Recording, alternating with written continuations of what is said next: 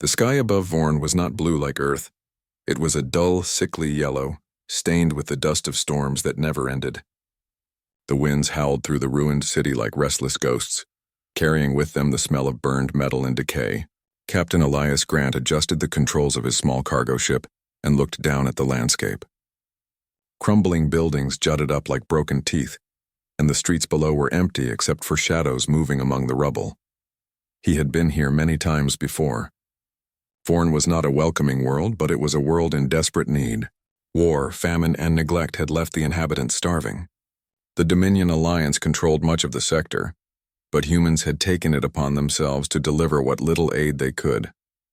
Grant had run dozens of missions, often skirting patrols and regulations, risking fines or worse to bring food to those who needed it most. This trip was supposed to be simple. A small shipment of nutrient packs, barely enough for a colony of hundreds, was his cargo. But when he landed near what was left of the central city, something caught his attention. A movement, slow and deliberate, among the ruins. He opened the cockpit hatch and stepped onto the dusty metal platform, scanning the area. There, in the shadow of a collapsed tower, he saw her. She was small and thin, her skin a pale, almost grayish shade that reflected the planet's dim light. Her limbs were long and spindly, her face insect-like with large, dark eyes that seemed to absorb all light. Yet in those eyes was something that made Grant pause. It was desperation, yes, but also determination. And behind her, clinging to her sides, were two children, no older than 5 or 6, their tiny bodies shaking from hunger. The woman dropped to her knees as he approached. "Please," she whispered through her translator, her voice trembling. "Feed my children." "I'll do anything, human." Grant froze. The words struck him harder than any warning shot or blockade.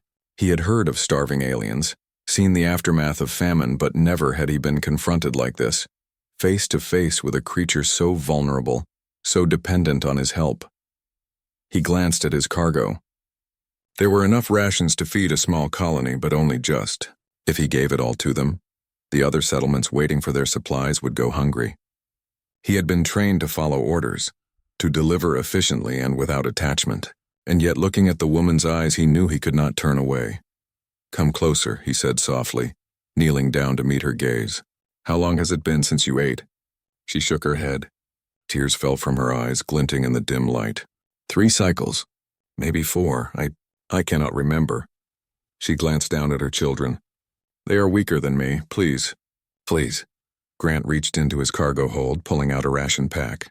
The bright packaging looked almost obscene in the midst of the desolation. He tore it open and handed it to the nearest child. The small alien grabbed it clumsily, shoving it into its mouth with trembling hands. The sound of chewing, soft and desperate, filled the air. He handed a second pack to the other child, then the mother.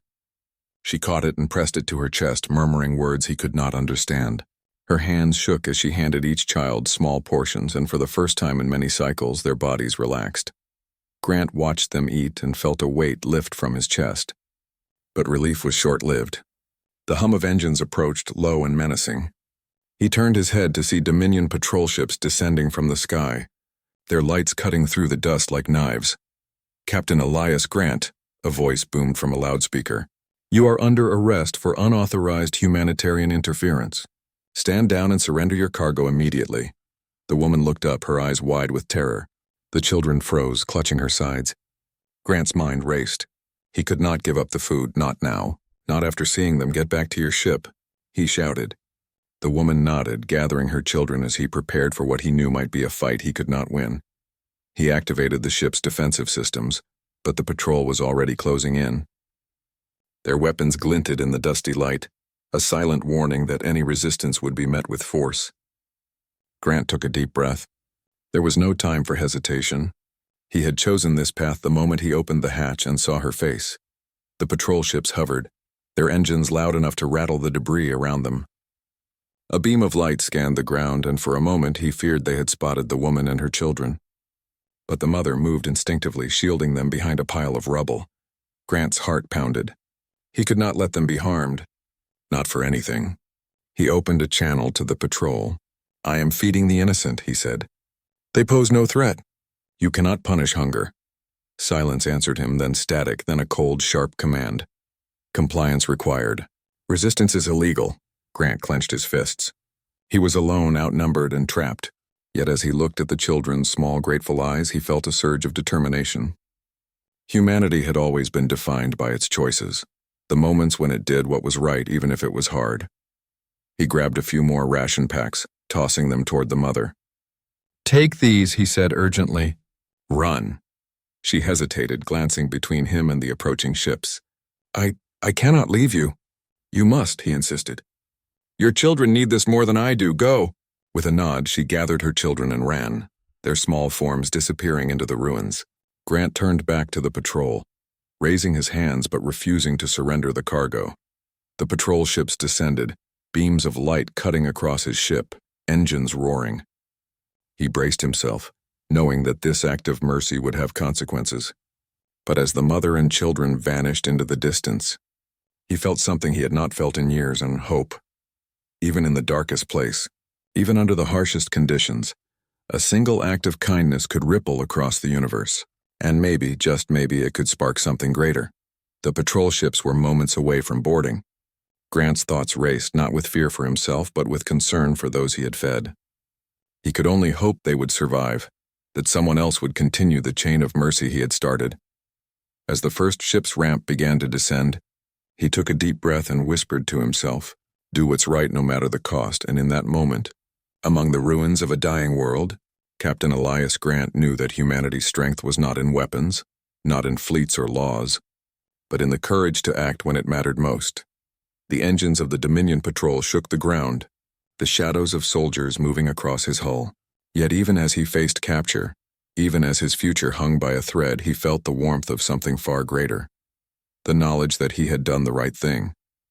That somewhere out there, 2 children would live another cycle thanks to the courage of a human. The woman's voice echoed in his mind, trembling yet resolute. "Feed my children." "I'll do anything, human." He smiled faintly through the tension. She had done everything. And he had done what a human always could, chose compassion over fear. The patrol ramp touched the metal platform, soldiers stepping forward, weapons ready. Grant took one last look at the sky, yellow and broken as it was, and prepared to face the consequences. But in his heart, he carried the certainty that humanity's light, even in the smallest acts, could shine brighter than any star. And somewhere in the ruins, the mother and her children ran, clutching the rations, hearts full not only with food but with hope. The patrol soldiers swarmed Captain Elias Grant's ship, their boots clanging against the metal deck. He held his hands high, but his eyes never left the viewport. Somewhere in the distance, he hoped, the mother and her children were running, carrying the meager rations that might save their lives. Every second felt heavy, as though the dying wind of Voron itself pressed against him. The soldiers secured the cargo bay and moved toward the cockpit, their weapons steady, their faces unreadable beneath their helmets. Grant could feel the tension in his chest, but he refused to show fear. Even surrounded, he remained calm. Humanity, he thought, had always been defined not by numbers or firepower, but by courage and reason. He was pushed into a holding cell, the door clanging shut behind him. The walls were cold and metallic, and the faint hum of life support was the only sound. Grant sat down on a small bench, rubbing his wrists where the restraints had been, and considered the consequences of his choices. He had broken rules, defied orders, and given away supplies meant for hundreds. He would likely face a long sentence, or worse. Yet, as he thought of the 2 small alien children running through the ruined city, he felt no regret. Outside the cell, the Dominion officers argued quietly. Grant could hear snatches of conversation, threats of execution, accusations of disobedience, debates about whether to destroy the cargo. It was clear that they were more concerned with punishment than justice. Meanwhile, in the ruins of the city, Tizelle clutched her children tightly, moving swiftly between broken buildings. Each ration pack felt heavier than it should, but she pressed on, determined to ensure her children survived. The wind tore at her thin cloak and dust filled her mouth, but she refused to stop. She had seen what humans could do, and she trusted one more than she trusted any official authority. As she and the children reached the outskirts of the city, Tizelle paused and scanned the horizon. The patrol ships were still searching, their lights cutting through the haze. She pressed her forehead to the smaller child, whispering words of comfort in her language. She did not understand fully how a human could have shown such kindness, but she had witnessed it with her own eyes. It was a spark of hope in a world that had forgotten hope. Back in the holding cell, Grant had begun to consider a different approach. Resistance was pointless, but communication might be possible. He activated the comm panel, sending a subtle signal outward. It was not loud enough to attract the guards, but strong enough to reach the city ruins. It was a simple message, a call for aid, a beacon of mercy. Tizelle noticed the signal as she moved between the broken towers. It pulsed faintly, a rhythm that her species instinctively understood. She froze, sensing intention. Carefully, she led the children toward the source. It was risky. Any Dominion patrol could notice, but she had to reach the human who had saved them. Grant sat against the wall, feeling exhaustion creep in. His muscles ached and hunger gnawed at him, but he ignored it. His mind focused on the principle he had lived by, to act rightly, even when the cost was high. The human capacity for compassion had survived the tests of centuries of war, famine, and cruelty. Now it was his time to prove it once more. In the city, Tizelle reached the holding facility. She moved quickly, her small body darting behind debris as she avoided patrols. She had learned how humans communicated through technology, how signals could carry intention across distance. Using what little knowledge she had gained from previous encounters, she managed to unlock a side hatch, slipping inside without being seen. Grant noticed movement through the bars of his cell. At first he thought it was a guard, but then he saw her, the mother. She placed her hand against the metal, her dark eyes meeting his.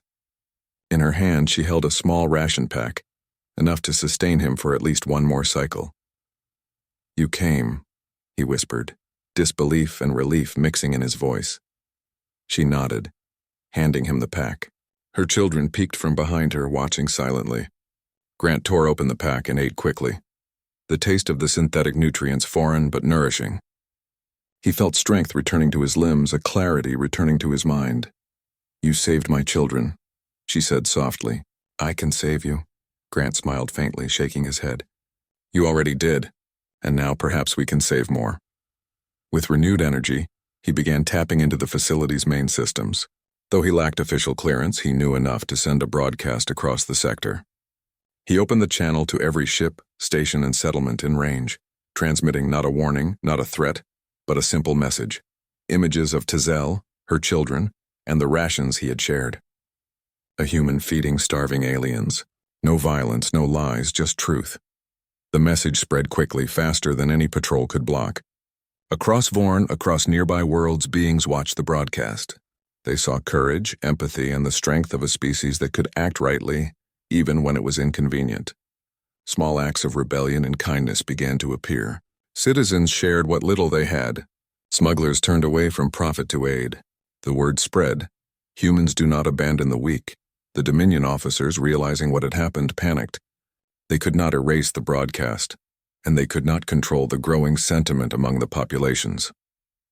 Their authority, once absolute, now faced a challenge not from force but from example.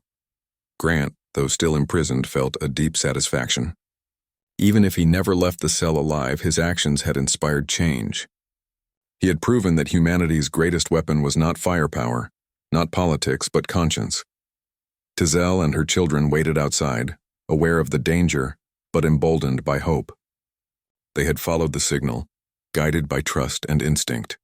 Now they were part of a movement that no one, not even the Dominion, could stop. The next cycle brought guards to his cell with orders to move him. Grant's heart remained steady.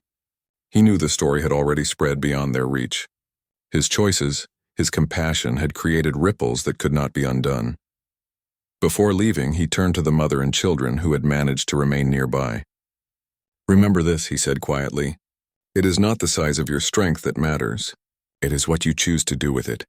Tizelle nodded, understanding more in that moment than words could express. She would carry this lesson, share it with others, and ensure her children knew the human who had changed their fate. The guards took him away, and the facility faded behind him. But his actions continued to echo across worlds.